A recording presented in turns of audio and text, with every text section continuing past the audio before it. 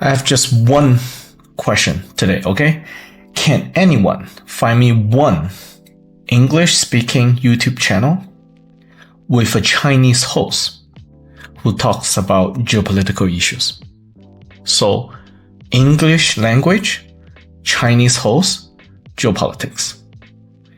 I've spent thousands of hours on YouTube, watching different channels, and I cannot find one. Not even one. Okay, before you try to answer the question, let me eliminate a few potential answers for you, okay? It's not about Chinese firewall and censorship. YouTube is banned in China, I know that, but anyone who can speak English and is interested in geopolitical topics, they will use VPN. That's for sure. And there's over 40 million VPN users in China today. And then there's also over 40 million Chinese living abroad. So that shouldn't be a problem statistically. And also, it's not about Chinese not being interested in these kind of topics. In fact, there are dozens, hundreds of channels here on YouTube who Chinese hosts talk about geopolitical issues, and many of them have, over 1 million. So they're just speaking in Chinese. So basically we have these two separate worlds talking about geopolitical issues, and it's like living in different dimensions. And I have two explanations, okay? Two. The first one, I think, is a lesser possibility, is that Chinese who are interested in geopolitical issues are just not good at English. And those who are good at English are not interested. It could be, different part of the brain that's being developed. And, some people is good at art and not good at science, and vice versa. It's possible. But statistically speaking, still, there are tens of millions of Chinese out there who are interested in this kind of topic, I know. And they speak good English. You probably run into many of them. And it's hard to see how there's not even one channel that I can find. Maybe you can find. Please find me one. The second explanation, I think, is probably much more likely, is that YouTube with Google has ban a lot of Chinese content creators who try to make videos about, Chinese geopolitical topics and thinkings and how they see the world. And here are some proof. This first news, YouTube bans thousands of Chinese accounts to combat coordinated influence operations.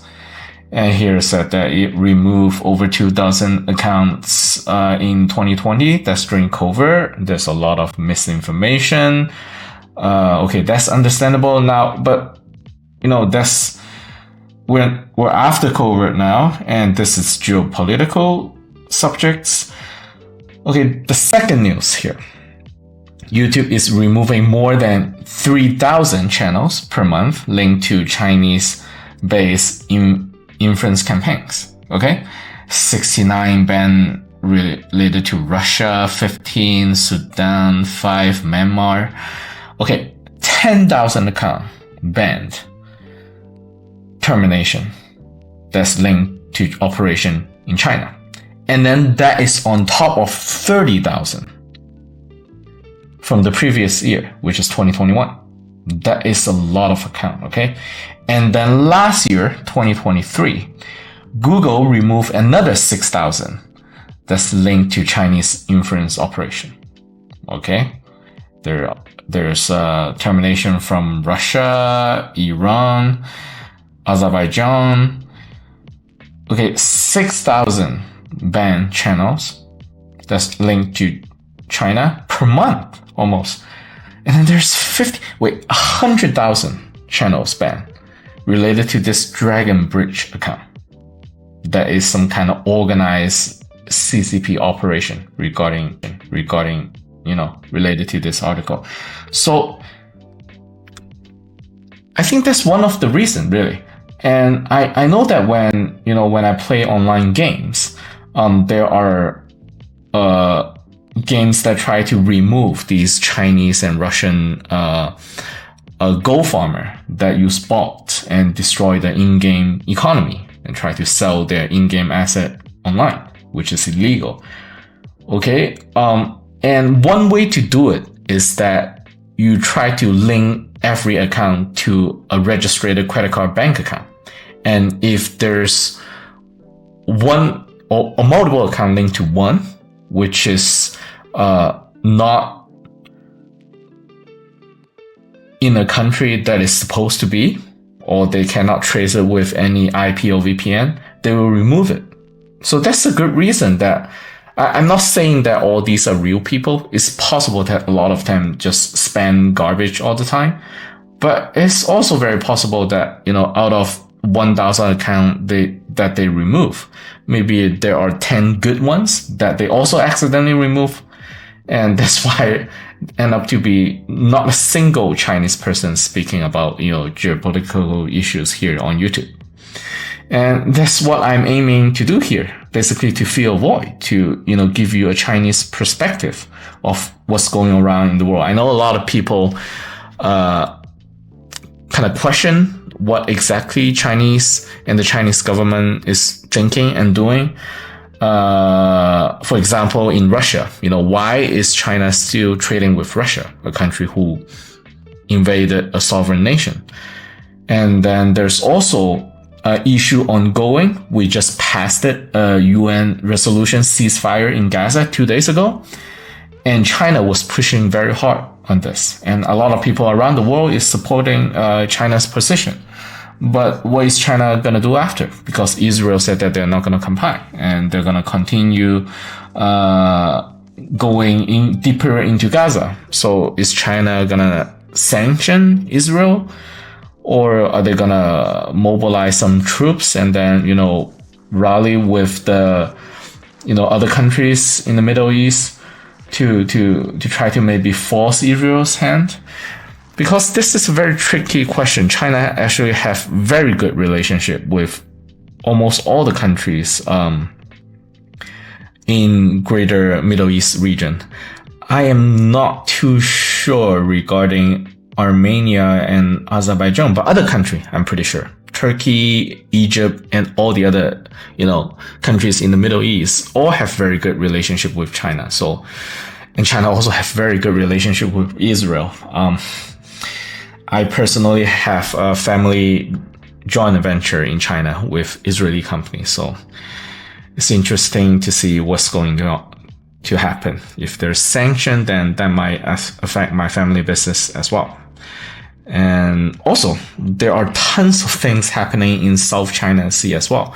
There are occasionally news about it, but it's not covering. So 3 weeks ago, there was quite a touchy incident that happened right outside of Xiamen in China, which a Taiwan patrol vessel ran and sank a Chinese fishing vessel. And 2 escaped and 2 died. And the interesting thing is that the Taiwanese government is not willing to release the video footage of the incident, which they're by law, Taiwanese law, to all carry, recording device when they, do this kind of patrols. And they have the footage. And then they submitted it. And then they came out and say that, well, we don't have any footage. So that's basically a pure lie. And when the fishermen go there to ask for the return of the body, the Taiwanese government refused and actually forced the family to say that you need to cremate the bodies in Taiwan, which is very suspicious. And then the Chinese government went over to say that, well, then can we inspect the bodies with you? Because we don't trust that this is a simple incident. Can we inspect the bodies and see what's going on?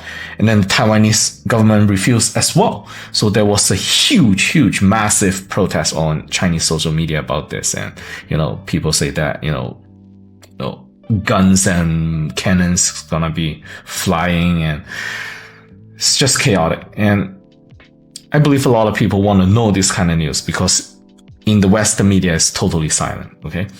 And basically, I don't want to do a half-ass job. You know, whatever I want to try to do, I want to do my best job. And I want to really try to, in my channel, give you the best information regarding what's happening in China and how we see the world. But I'm not sure if this channel is going to run into problems because, you know, I just don't see any other channel like this one.